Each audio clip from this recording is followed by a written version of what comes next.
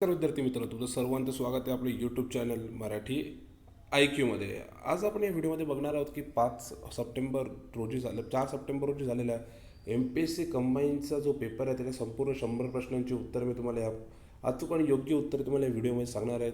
त्यामुळे तुम्ही हा व्हिडिओ शेवटपर्यंत बघा आणि चॅनलवर सबस्क्राईब केलं हे चॅनल प्लीज सबस्क्राईब करा. चला तर सुरुवात करूया आपल्या व्हिडिओला. तर आपला माझा पहिला हा सेट होता डी सेट होता. तर डी सेटमधले प्रश्न आपण बघणार आहोत.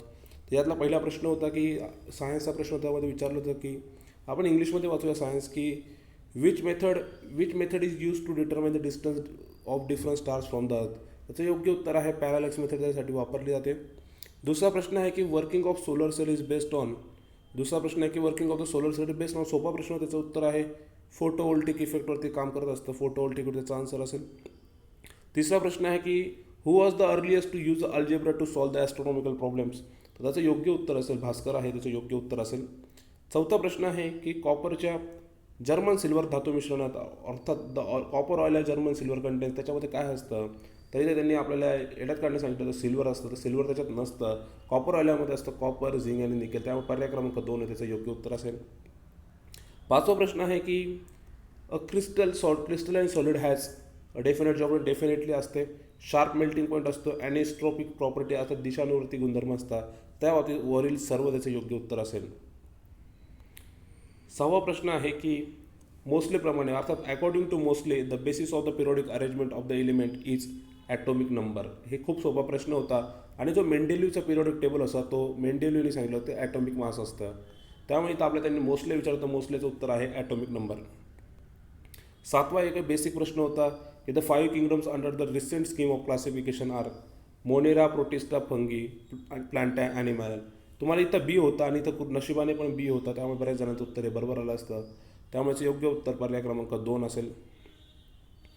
आठवा आहे की a toxic substance responsible for the childs and high fever recurring every 3 to 5 days in malaria fever due to.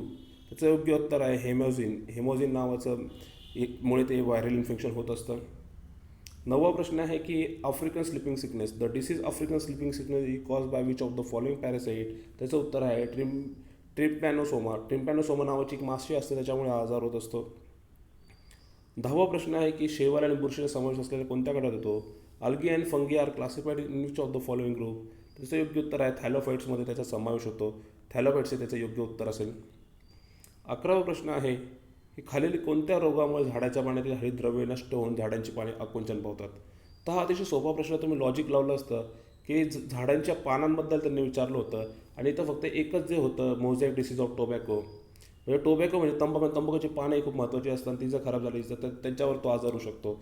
बाकीचे 2 सायट्रस आणि रायझोटोनिया किंवा जवार हे फळांच्या संबंधित होते. ते तुम्ही लॉजिक लावलं असतं तुमचं योग्य उत्तर आलं असतं मोझॅक डिसीज ऑफ टोबॅको. 12वा प्रश्न आहे खालीलपैकी कोणते जैविक खत भात शेतीसाठी वापरतात. त्याचं योग्य आहे नील शहरीत हवा शैवाल ब्ल्यू ग्रीन अल्गाय हे भात शेतीमध्ये वापरलं जातं. 13वा प्रश्न आहे की जीवाणू खालीलपैकी या डॅश डॅश यंत्रणेच्या माध्यमातून प्रतिजीविकांना विरोध करतात. याचं योग्य उत्तर हे अ ब क हे असेल. 14वा प्रश्न आहे की स्टेफोलोकॉकल खाद्यविषयाबाध्य. थोडा एक कन्फ्युजन प्रश्न आहे स्टेफोलोकॉकल फूड पॉयझनिंग. तर याचं काही ठिकाणी उत्तर इंजेक्शन ऑफ परफॉर्म इंटॉरॉक्सिन किंवा ऑल दी अबो रिझन्स. त्यामुळे याचं उत्तर तुम्ही आयोगाच्या आन्सर कीप्रमाणे नक्की चेक करा. पण याचं मोस्ट प्रोबेबल उत्तर हे ऑल दी अबो असू शकतं. आयोगाचे आन्सर की आल्यावर हे नक्की बघा. आता आपला पुढचा प्रश्न आहे की राष्ट्रीय सॅल्मोनेला फास्ट टायपिंग केंद्र कोणत्या ठिकाणी आहे. सॅल्मोनेला फास्ट हे एका व्यक्तीचं नाव लेडीचं नाव होतं आणि ते आहे Lady Hardinge medical college new Delhi. येथे ते टायपिंग सेंटर आहे. इथून आपले आता रिझनिंगचे प्रश्न चालू होते. हे रिझनिंग कसे सॉल्व्ह केले हे तुम्हाला बघायचं असेल तर आपलं टेलिग्राम चॅनल आहे मराठी ऐकू. याच्यावर मी सगळ्या प्रश्नांची सॉल्व्ह कसे केले हे तुम्हाला सॉल्व्ह करून दिले आहे. त्याची लिंक तुम्हाला डिस्क्रिप्शनमध्ये तिथे जाऊन तुम्ही जॉईन करू शकता. हे सॉल्व्ह केलेले सर्व प्रश्न तुम्हाला तिथे मिळून जातील. आणि अजूनही तुम्ही आपलं चॅनल सबस्क्राईब केलं असेल चॅनल कृपया सबस्क्राईब करा. तर पहिला प्रश्न आहे की त्यांनी विचारलं होतं हे त्याचे पुढच्या ह्या लिंकमध्ये काय येईल. त्याचं योग्य उत्तर आहे 5 8 6 6. यांची बेरीज तुम्ही जर केली असते तर तुम्हाला कळालं असतं की त्या बेरजेवर हे सगळं उदाहरण होतं. 17वा प्रश्न आहे. आता 17वा प्रश्न हा एक मी तिथं क्वेश्चन मार्क टाकतो कारण की अशा प्रश्नाचे उत्तर हे आयोगाच्या आन्सर कीमध्ये व्हॅल्यू होत असतं. कारण की इथं प्रत्येकाने आन्सर कीनुसार हे उत्तर बघावं. कारण की इथं आन्सर सांगणं थोडंसं अवघड असतं कारण की आयोगाचा विचार आणि विद्यार्थ्यांचा विचार वेगळा असू शकतो. 18वा प्रश्न आहे का क्यूबच्या संबंधित होता. त्यांनी क्यूब विचारलं होतं. त्याचे योग्य उत्तर 3 आहे. सोपा प्रश्न होता. सिंपल प्रश्न होता हा. 19वा प्रश्न हा एक रिपीटेड प्रश्न ते यापूर्वी आयोगाने विचारला होता. त्याचं योग्य उत्तर आहे पर्याय क्रमांक 1. 2 ठिकाणी आपल्याला लाईन अशा एकमेकांना भेटतील. 20वा प्रश्न हा जवळपास तिसऱ्यांदा आय थिंक रिपीट झालेला आहे. त्याचं योग्य उत्तर आहे पर्याय क्रमांक 4 आहे त्याचं योग्य उत्तर आहे. आता हा प्रश्न पण एक मी याचा क्वेश्चन मार्क करतो, कारण की याचं उत्तर आणि आयोगाचं उत्तर थोडंसं वेगळं असू शकतं. त्यामुळे आयोगाच्या आन्सर कीप्रमाणे याचं उत्तर चेक करावं. हा 22वा प्रश्न सेटिंग अरेंजमेंटच्या बाबतीत होता. त्याचं योग्य उत्तर आहे पर्याय क्रमांक 1 क्यू. 23वा प्रश्न आहे की कारणं विचारलं ते विधान दिलं त्याची कारणं होती आणि त्याचं माझ्या मते उत्तर येईल पर्याय क्रमांक 4. तर तुम्ही याचं उत्तर पण मी क्वेश्चन मार्क करतो, तर तुम्हाला आयोगातून तुम्ही खात्री करून घ्या. 24वा प्रश्न एक सोपा प्रश्न होता. त्यांनी विचारलं होतं की दक्षिणेकडून उत्तरेकडे तो एक दिशा दर्शनाचा प्रश्न होता. त्याचं योग्य उत्तर आहे पर्याय क्रमांक 10. तुम्ही अजूनही आपलं चॅनल सबस्क्राईब केलं नसेल चॅनल सबस्क्राईब करा, कारण की लवकरच मी सर्व पदांचा कट ऑफचा व्हिडिओ टाकणार आहे. 25वा प्रश्न एक सोपा प्रश्न. तुम्ही जर नीट विचार केला असेल, सॉल्व्ह केला असेल, योग्य उत्तर मिळालं असं तुम्हाला 527. आता 26वा आणि 27वा प्रश्न आपण बघणार. 26वा प्रश्नचं योग्य उत्तर आहे 770 चौरस मीटर स्क्वेअर मीटर हे त्याचं योग्य उत्तर असेल. 27व्या प्रश्नाचं उत्तर अतिशय सोपं होतं. 12x5 केलं असतं 60 आलं असतं, 60ला 15 भाग दिला असता, त्याचं योग्य उत्तर 4 हे आलं असतं. 28वा प्रश्न आहे 3 व्यक्तींच्या अवयवाची बेरीज. सोपा प्रश्न होता. तुम्ही हे गुणोत्तर इथून मायनस जरी केलं असतं तुमचं उत्तर आलं असतं पर्याय क्रमांक 3, 19 आणि 25. 41वा प्रश्न हा सरळ व्याजाचा संबंधित होता. त्याचं योग्य उत्तर आहे 551.25 रुपये. 30वा प्रश्न आहे एका सोपा प्रश्न. त्याचं योग्य उत्तर आहे 252 हे त्याचं योग्य उत्तर आहे. इथून आता आपले करंटचे चालू घडामोडीचे प्रश्न चालू होत आहे. अमेरिकेच्या ख्रिस्तना कोच त्याबद्दल विचारलं होतं आणि त्यांना दिवस माहीत असेल, पण त्यांनी उड्डाण कधी केलं तर त्यांनी उड्डाण केलं होतं 14 मार्च 2019 रोजी. हा प्रश्न अनेक जणांनी कदाचित चुकवला असेल. याचं योग्य उत्तर आहे की सुवेज कालवा. कोणत्या समुद्राचा समावेश होत नाही? सुवेज कालवा, त्याच्यामध्ये याचा समावेश होत नाही. 33 हा प्रश्न खरं चर्चेमध्ये कुठं नव्हता, पण परमवीर चक्र किती व्यक्तींना दिलं गेलं?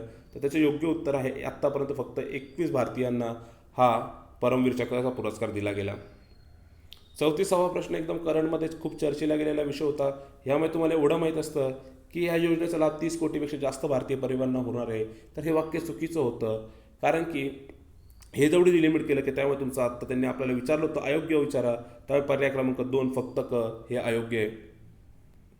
25वा तसा सोपा प्रश्न होता की त्यांनी आपल्याला विचारलं होतं की UPIचा काय वापरतो? UPIचा वापर आपला डिजिटल पेमेंटसाठी होतं. अचं 2 एवढी जर तुमची जोडी लागली तर तुमचा पर्याय क्रमांक 4 हे तुमचं योग्य उत्तर ठरतं.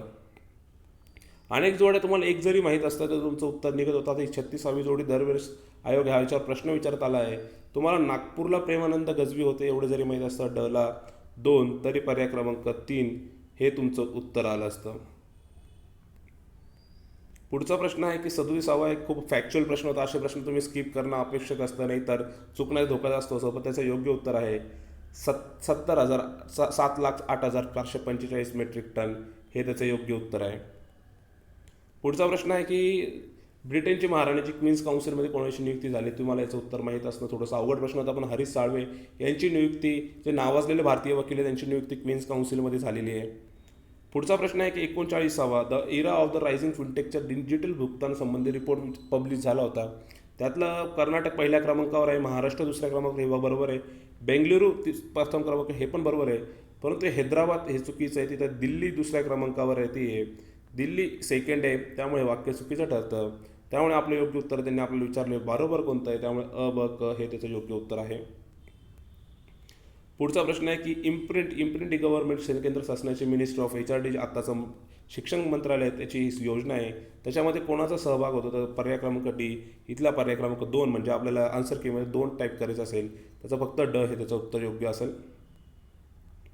हे एक महाराष्ट्र शासनाच्या योजनेबद्दल विचारतात की अनुसूचित जाती आणि नवबुद्ध प्रवर्गातील विद्यार्थ्यांना हॉस्टेलमध्ये प्रवेश न मिळाल्यास त्यांना कोणत्या योजनेतून सहाय्य केलं जातं? तर तुम्ही याचं योग्य उत्तर डॉक्टर बाबासाहेब आंबेडकर स्वाधार योजना हे त्याचं योग्य उत्तर आहे पर्याय क्रमांक 2. 42वा प्रश्न आहे की EWS आरक्षणासंबंधित 103 घटना दुरुस्ती होती. त्याबद्दल हा सोपा प्रश्न होता, थोडंसं नीट वाचलं असतं तुम्हाला कळालं असतं की आर्थिक मागासवर्गीयांना 13% आरक्षण प्रमाण राहील. हे त्यांनी दिलं होतं. ते चुकीचं सगळ्यांना माहिती की ते 10% राहील. हे आपण दरवेळेस खूप चर्चेमध्ये होतं महाराष्ट्रात. त्यामुळे त्याचं योग्य उत्तर असेल पर्याय क्रमांक 2 एलिमिनेट केलं का तुमचं उत्तर. तर पर्याय क्रमांक 3 अ, क आणि ड हे तिन्ही वाक्य बरोबर आहे. पुढचा प्रश्न आहे की 43वा की मराठी काका म्हणून प्रसिद्ध असलेले प्राध्यापक अनिल गोरे यांना महाराष्ट्र शासनाचा कोणता पुरस्कार मिळाला. तर ह्या प्रश्नाच्या बाबतीत आपला टेलिग्राम चॅनल आहे मराठी IQ, त्याच्यावरती मी ह्या प्रश्नाच्या पेपरचा जस्ट एक दिवस अगोदर एक फोटो शेअर केला होता की सांगितलं होतं की याच्यातून 100% प्रश्न आला. त्याच्यातून ॲज इट इज प्रश्न आला. त्याचं योग्य उत्तर आहे कवी मंकेश पाडगावकर. अजूनही तुम्ही आपल्या चॅनल सबस्क्राईब केला नसेल चॅनल कृपया सबस्क्राईब करा, कारण की लवकरच मी या सर्व पदांचा कट ऑफ व्हिडिओ तुम्हाला उपलब्ध करून देणार आहे. 44वा आहे की आंतरराष्ट्रीय संघटना विकास संघ अर्थात general vice president of the international organisation development association IODAचे व्हाईस प्रेसिडेंट म्हणून कोणाची नियुक्ती झाली. तर तो प्रश्न आहे विनया शेट्टी यांची नेमणूक झाली. 45वा प्रश्न आहे आपला की इस्रोच्या बाबतीत होतं की डिसेंबर 2020 कोणती मानवरहित मोहीम अंतराळात पाठवणार आहे. त्याचं योग्य उत्तर आहे गगनयान. 46वा प्रश्न आहे की संविधान आता इथून आपले पॉलिटीचे प्रश्न चालू राहिले की संविधान सभेने 288 सदस्यांनी 26 जानेवारी 1950 रोजी राज्यघटनेवर स्वाक्षरी केले. हे चुकीचे आहे. 284 सदस्यांनी 24 जानेवारी रोजी साईन केली होती.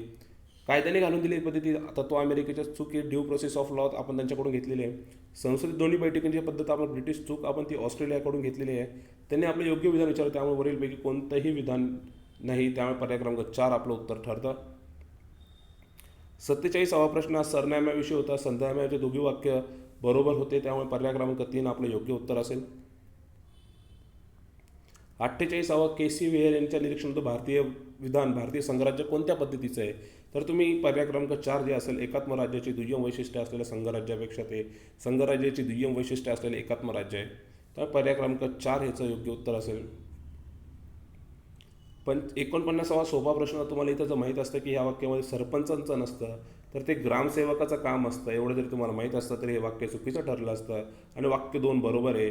त्यांनी आपल्याला विचारलं होतं की विधाने विचारात घ्या, त्यामुळे आपल्याला इथं पर्यायामध्ये कळतं की फक्त विधान 2 बरोबर आहे. पुढचा प्रश्न आहे आपला प्रश्न क्रमांक 50वा. आपल्या जवळपास 50 प्रश्न होत आले. तुम्ही अजून चॅनल सबस्क्राईब केलं, चॅनल सबस्क्राईब करा.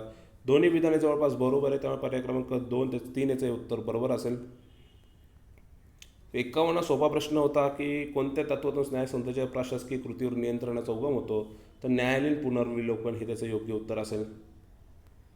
पण 52वा प्रश्न आहे की पुंछ आयोगाबद्दल. आता आयोगाने पुंछ आयोग आणि सरकारी आयोगावर खूप जास्त फोकस केला, त्यामुळे आयोगाच्या शिफारसी नक्की वाचा. त्यांनी आपल्याला विचारली होती चुकीची, तर ते आहे पर्याय क्रमांक 3 राज्यसभेने मंजूर केलेल्या महाविभागाच्या ठरावाने आणि त्या ठरावास लोकसभेने मान्यता दिलेल्यास पदावरून दूर केलं जाऊ शकतं, अशी कोणती शिफारस त्यांनी केली नव्हती.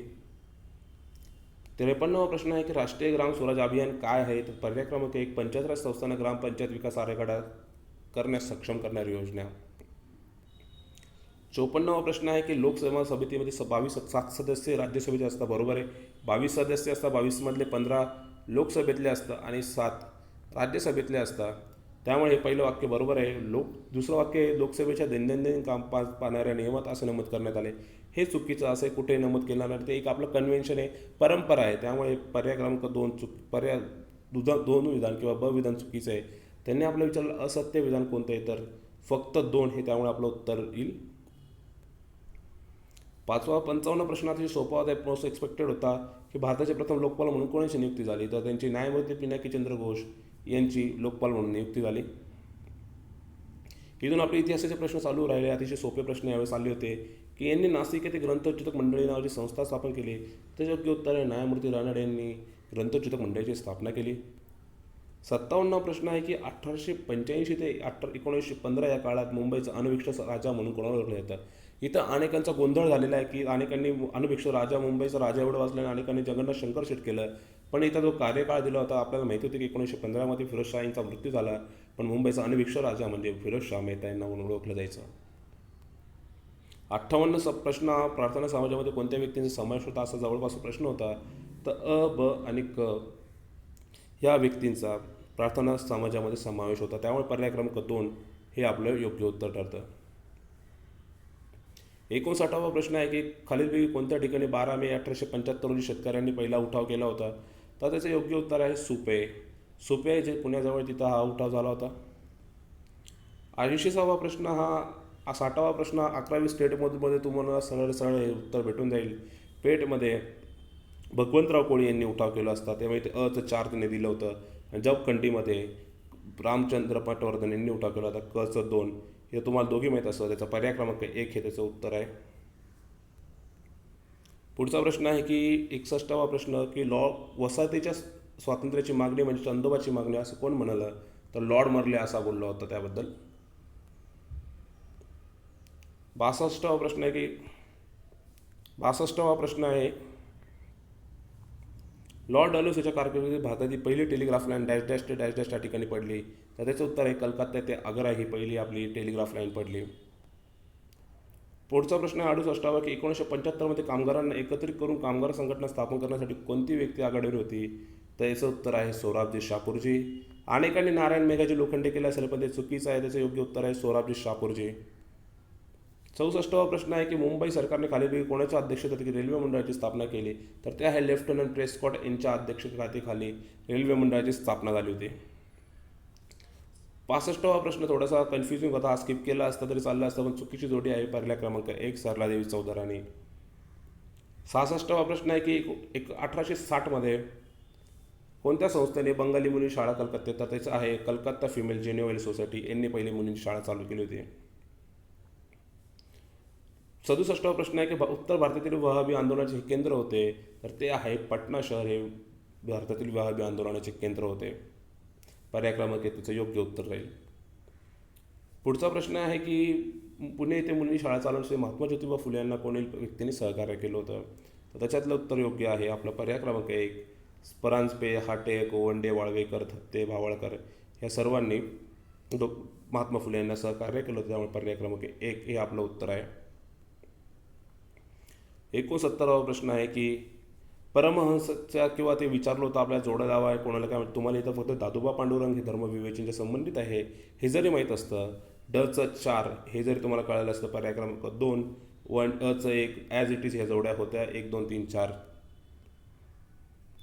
70वा प्रश्न आहे की 70वा थोडासा सोपा प्रश्न होता, तुम्हाला समजायला होतं की तो सोपा प्रश्न विचारला की ज्या दिवशी लोकमान्य टिळकांचे निधन झाले त्याच दिवशी गांधीजींनी कोणती चळवळ, तर त्याचं उत्तर आहे असहकार चळवळ चालू केली होती. सोपा प्रश्न होता. 71वा प्रश्न सध्या चर्चेत नव्हता पण खूप 2 वर्षापासून चर्चेत आहे की सिंधू पाणी करारानिमित्त भारतास पूर्ण अधिकार आहे, तर ते आहे रावी बियास सतलज. एकूण सिंधू, झेलम, चिनाब, रावी, बियास, सतलज यातल्या रावी बियास सतलज जो भारताचा अधिकार आहे, तर सतलज, झेलम, चिनाबवरती पाकिस्तानचा हक्क आहे आणि यातले फक्त 20% ते 10% पाणी भारताला वापरता येते. इथून जॉग्रफीच्या वेळेस थोडं सोपं आलं होतं. 72वा प्रश्न आहे की लोह खनिजाचा सर्वोत्तम दर्जाचा आहे, तर मॅग्नेटाइट हे त्याचं योग्य उत्तर आहे.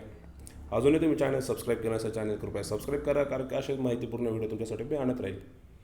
73वा प्रश्न आहे की भारतातील खिंडींचा वेस्ट टू ईस्ट पश्चिमेकडून पूर्वेकडे लावायचं होतं, त्याचं योग्य उत्तर आहे पर्याय क्रमांक 2 झोजिला, सिक्कीला, मानिला आणि नीतीखंडम.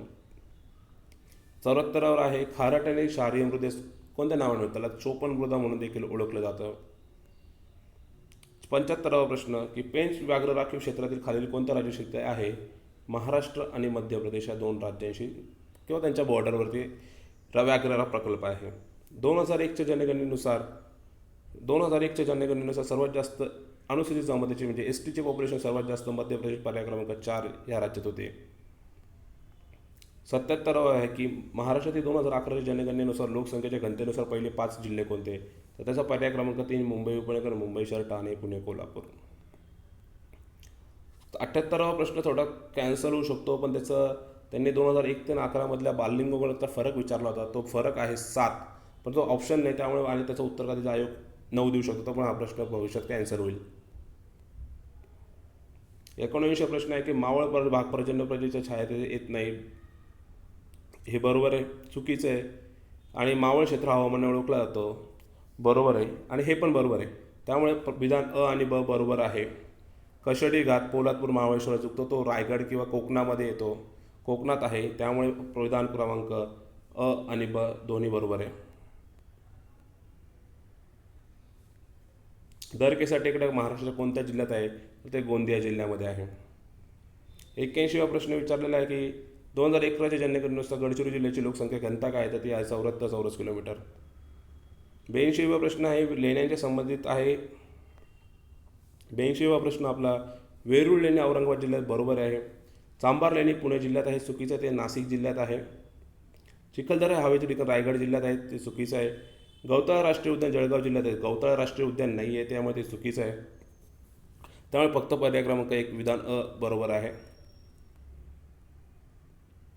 83 आपल्याला औष्णिक प्रकल्पाबद्दल विचारलं होतं, त्यांनी विचारलं होतं, त्यामुळे तुम्हाला फेकरी भुसावळ एवढं माहीत असतं आणि पारस अकोला. तर कचं 4 एवढं जरी माहीत असतं तरी तुमचं उत्तर पर्याय क्रमांक 3 आलं असतं. पर्याय क्रमांक 3 त्याचं योग्य उत्तर असेल. पुढचा प्रश्न आहे हरित क्रांतीशी संबंधित प्रश्न क्रमांक 86. हरित क्रांतीनंतर सर्वात जास्त उत्पन्न वाढवणारे अन्नधान्य पीक होते, तर ते आहे तांदूळ. 87 प्रश्न नरेगा कधी अधिनियमित झाला, तर नरेगा सप्टेंबर 2005 मध्ये अधिनियमित करण्यात आला. खालीलपैकी कोणती केंद्र सरकारची थकीत देयता नाही, तर ते आहे विदेशी मदत. एखादी मदत ही कोणत्या प्रकारची देयता लागत नाही, त्याला आपण परत रिटर्न द्यायला बाध्य नसतो. चौदाव्या वित्त आयोगाने जबाबदारी व अंदाजपत्रक व्यवस्थापन FRBM physical responsibility budgetary management द्यायला खालीलपैकी कोणता पर्याय सुचवला, तर पर्याय क्रमांक 4 कर्ज मर्यादा आणि वित्तीय जबाबदारी कायदा, डेप्ट सिलिंग आणि फिजिकल रिस्पॉन्सिबिलिटी लेजिस्लेशन. भारत हा जगातील सर्वात मोठा ताग उत्पादक देश आहे. भारतामध्ये तागाच्या गिरण्या आणि ताग उत्पादन करण्याच्या क्षेत्र हे बांगलादेशमध्ये आहे. उत्पादनात भारत तागमध्ये 1 नंबरला आहे. 91वा प्रश्न थोडासा क्वेश्चन मार्क, त्याचं ऑथेंटिक आन्सर मला कुठेही मिळालं नाही, त्यामुळे मी हा प्रश्न क्वेश्चन मार्क करतो. 92वा प्रश्न आहे की तेंडुलकर समितीने 2011 पर्यंत दारिद्र्य रेषेतील लोकसंख्या शेकडा प्रमाण सांगितलं होतं, 21.9%.